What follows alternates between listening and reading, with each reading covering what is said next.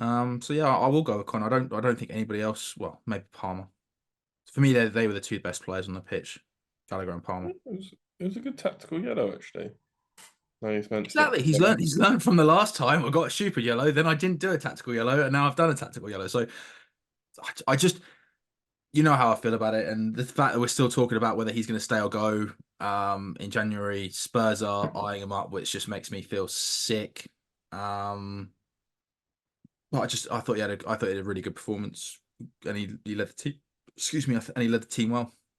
So I will go with Connor. Yeah. I think You? realistically, the best thing that we can do is send Big Les out on loan to get more experience and potentially in the Championship or something, so he can get used to English football and um, he can get more minutes because he's just not playing enough.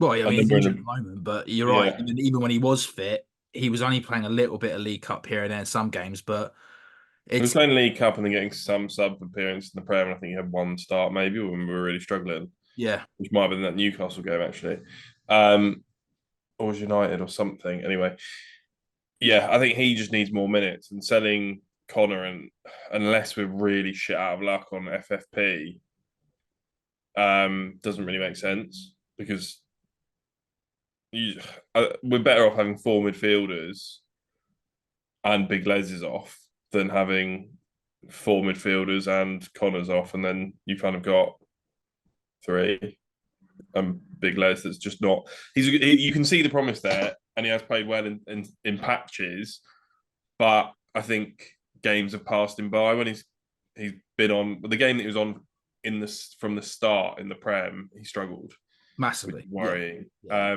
So it's difficult to feel like you can fully rely on him if players are injured, and we've got a Brighton or we've got a pretty much anyone actually, like Fulham, like Wolves. Even the next game, they've got quite a strong midfield. You can get sort of bypassed quite easily. So yeah, My only issue with that though is just they're looking at another midfielder anyway, and I think we need another midfielder. I agree, Big Les should go out on loan. Um, my issue is just what type of midfielder they're going to be looking at to bring in, because, like I said before, Conor Gallagher is not the perfect midfielder, but he runs and he's got a lot better at the defending side and intercepting passes and things like that. I think he's done really well with that.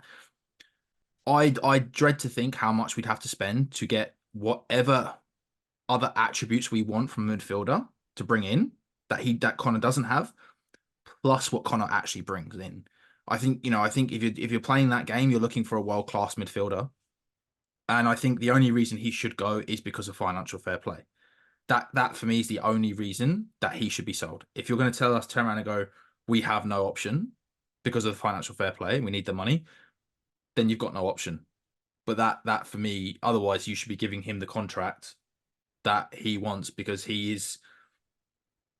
and Palmer are the two first names on my team sheet every week.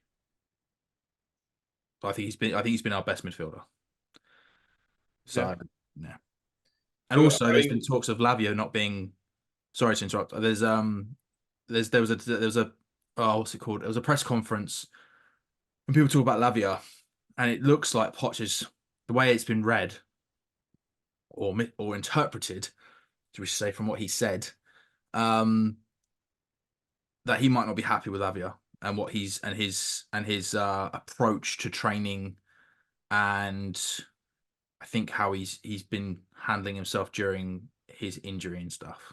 Or it could have just been a little bit of frustration that came out. But yeah, I mean, the fact we're going to hold our hopes on someone for 58 million, he's not played for us, I think it's just such a gamble. I think it's just such a gamble. Considering how other players have come in and struggled, I just think it's a really big gamble. What were you going to say? thoughts gone. Oh, fair. Oh no, I don't want to say. With the whole cycling back to Connor being sold, I think this is where we also kind of make a mistake with Trev, although he had to kind of sign someone on the basis that he was injured anyway.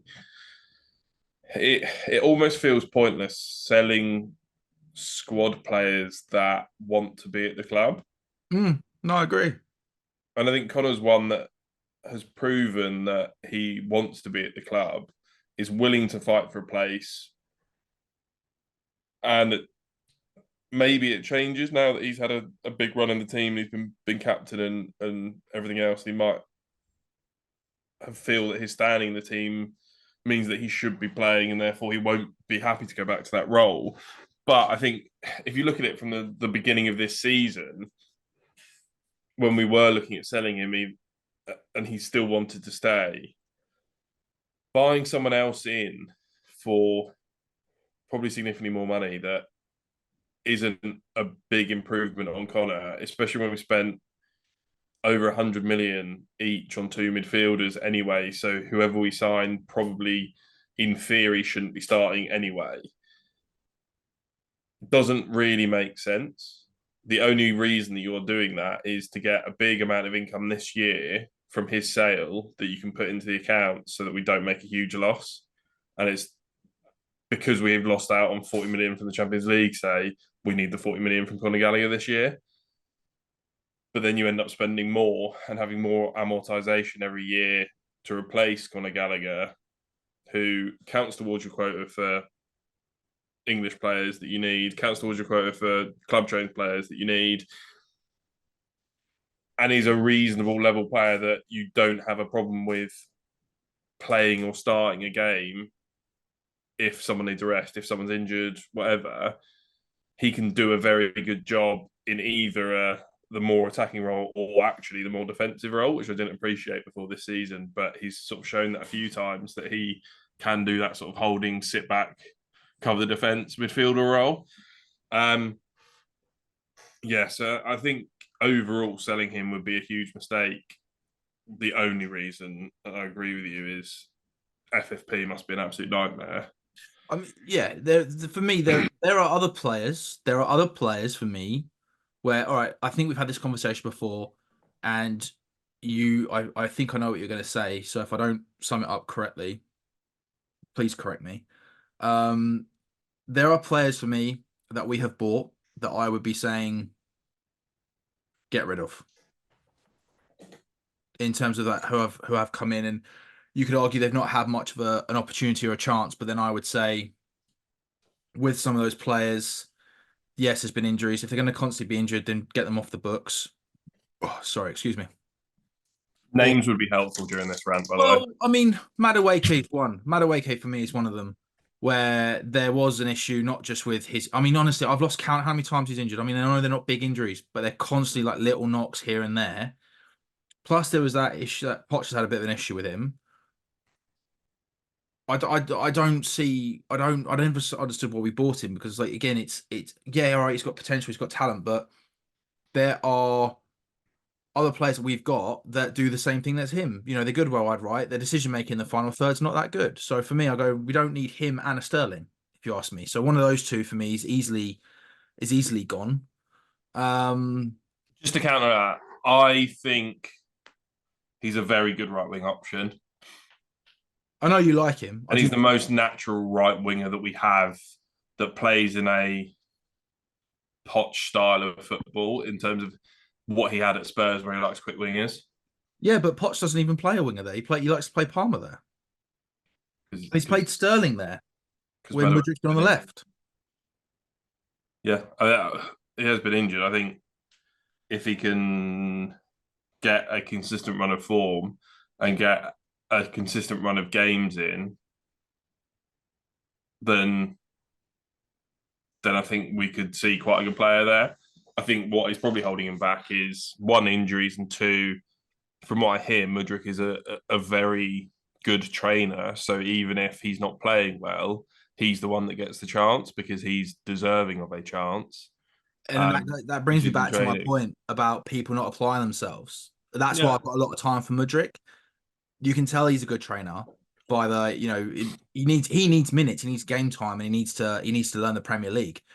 But you could tell by the way he plays and watching sort of videos, the little clips that you get here and there, that he's a good trainer. I can't remember seeing a training clip of Madueke, if I'm brutally honest. I won't watch much of the training, to be honest. So no, it's not as if I watch lots, but you see little clips every now and then Mm. going around and stuff on social media. You know, you normally see some nice stuff from Mudryk. I I'd never see anything from Madueke. Not saying there isn't. Um, but apparently he might be going out on loan. But another one is Dizazi. I don't think he's awful, but again, we bought him because we had injuries. We didn't buy him because we really needed to go out and get him. We really need to go out and get him. We didn't really want him, in my mind. Yeah, oh, I completely agree. I think that's the one that So was we had to do it. and My again, go on. my main problem with the current strategy is the only midfielder that I know that we're linked to is a 21-year-old from Brazil. Yeah, which And I you kind did. of go, well, we've got a load of 21-year-olds. I get he might be the next big thing. If you want him in the group, sign him at the French club. Oh no, I lie. We're signing a 17-year-old African as well from I've not Senegal, known that one. Or maybe I did. who's a midfielder who was at the game the other day with Kendry Paez. And you kind of go, right, midfielders, we have so many of them now in terms of these youngsters. We don't have enough space for them. We don't even have enough space for them at the effectively what is being billed as the feeder club. Well, we can only put so many in there anyway. We're only allowed to put a few in, let alone we don't have space to basically build Chelsea team two there. So So yeah, which is what I mean. So you've got to kind of like buy him in that club, yeah, and then you come to an agreement like RB Leipzig and whatever Salzburg. Salzburg. That's the one. Like they seem to always come to like a reasonable agreement that that's not massively overcharging. You're not completely screwing Salzburg over. And you start doing those deals because at the minute we're just going to have so many young players, we can't loan them. We've got so many midfielders. It's just not a viable system that we've got 7 or 8 midfielders that are under the age of 21 that we've signed. Yeah, yeah. And there's not enough space for them. There's a few of them that I'm really excited about, but you start getting less excited about them on the basis that we've just signed another one. So like Kendry Paez is really excited about, plays Oh yeah, that internationally player I'm already, really like excited. unbelievable. But he I was can't play for really like 2 years. I was really excited about Cassadai. I was really excited about Santos. Santos when we signed them. Then you go and sign Lavia and you sign Casado, you sign Enzo. Well, we've already signed Enzo, but you kind of get to a position of like, right, great, we've got a load of under 21s here. And even on Football Manager, if I'm playing that, I'm like, well, who do I actually play? Because they've all got potential. And this one's just slightly better at the minute because they're 21. So Yeah. the 18-year-olds are never going to have a fucking chance. Well, exactly. And at the end of the day, as Poch keeps saying, we need 3 points. Well, if you want 3 points, go out and buy some experience. You know, buy buy someone at the age buy someone at the age of 24, 25. Like, I wouldn't be upset if they actually brought someone in who's the age of 27, 28. Even if it's just going to be for a few years, you're still going to go. They're bringing experience. They're bringing some composure with them. They've hopefully played for a big club or the top flight for a number of years, and players can learn from them. So, and that's the other thing for me. Like, if you're going to sell Conor Gallagher, then sell him, but make sure whoever you're replacing him with is actually a decent replacement. Don't go out and buy two 21-year-olds or younger because you've already done it. So, and I think And we that's are about other also areas. we're losing the number of people in the team that have won things as well. Yeah, But we got rid of a lot of the players that won the Champions League for us. there's only what 3 left. Something, yeah, 3 or 4 maybe. Silver, Chilwell, and James.